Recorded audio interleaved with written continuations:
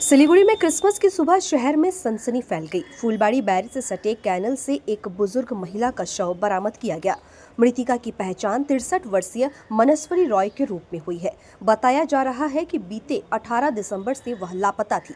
परिजनों के अनुसार 18 दिसंबर की सुबह बेटे विजय रॉय और उनकी पत्नी काम पर जाने के लिए घर से निकले थे। उनके निकलने के कुछ समय बाद ही मनस्वरी रॉय भी घर से बाहर चली गई थी।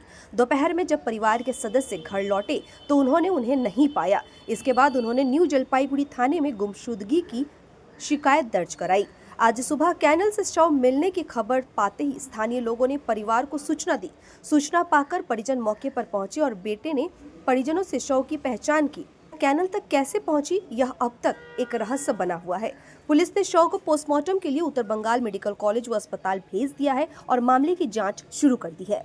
माँ है मनेश्वरी राय 18 तारीख सबाई बेटा এই যে এখানে বেরিয়েছি মা আনন্দে বেরিয়েছি মোবাইলে দেখলাম আর আমার একটা শ্বশুর ফোন করছিল ওই যে বালর যাচ্ছে আর নাল সুতা আছে মাথায় একটু ডিফারেন্স ছিল হ্যাঁ এমনি ঠিকই কথাবার্তা 63 বছর